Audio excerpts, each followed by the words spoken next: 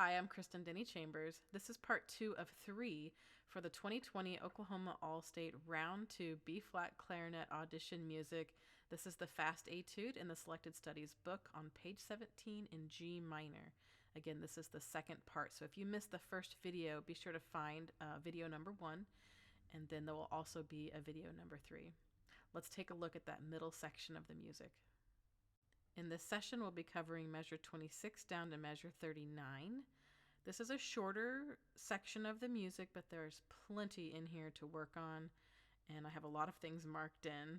Try not to let that scare you away. But the things that we discussed in the first video will continue to hold regarding style and making sure that you play big on bottom, which I have another reminder on this page for balancing our volumes. Let's take a look at some fingering things to consider, breaths, as well as shapes. The fingerings in this section are rather simple. The main thing that you have are several left Cs. So in measure 30, you have a left C here in this C minor arpeggio. Over here in measure 36, you have a left C. And then through this 37 and 38, you'll have a few other left Cs here, here, and over here. We do want to make sure this F sharp carries through, so I marked it here for you. And this high note is a high E flat. As far as shapes are concerned, really there's so much that you can do on your own. I decided to write in these shapes that go up for a bar and then down for a bar and then up for a bar and then down for a bar. But really you could go up for 2 bars and then go down for 2 bars. And of course there's many other varieties you could explore. When we get to measure 30, here's where we want to think about being big on bottom. So I actually say do the opposite of what's on the page here because we need more sound at the bottom and we want to be a little lighter at the top. Same thing with this D major arpeggio and this diminished chord sequence. There's 2, this one and this one, 2 different diminished chord sequences. So as you progress up and you're playing fortissimo, do make sure the bottom notes are getting a little more length. So I have these tenutos here as a reminder and a little bit more power. And then we'll hear that first note of each group come through really nicely. At the end of the first diminished chord sequence, you could drop your dynamic way down and then you could build back up and make a dramatic crescendo towards the end here into this climax area. And this is really where we're headed. You want to have a lot of power in your sound, but still have some really good control. And if you back off just a little bit here before you reach this final big push to the low D, it gives you a little bit more room to really build towards that last note. A nice thing about this section is that managing the breathing is fairly easy to do. We have a couple of places where there are rests, so obviously you can get a breath in either of these places or both if you really need to tank up before you hit this diminished sequence. And after the diminished sequence, when we get to the second diminished sequence, really you could breathe after any of these eighth notes. So you could grab a quick sip of air here, a quick sip here, here, just really after any of these eighth notes. I like to avoid the breath here because I want to make certain that I can connect that and that I'm not trying to like wimp out on this section that needs a really good connection. One last thing about breathing is you want to make sure you've got plenty of air to get through this 16th note section at the end.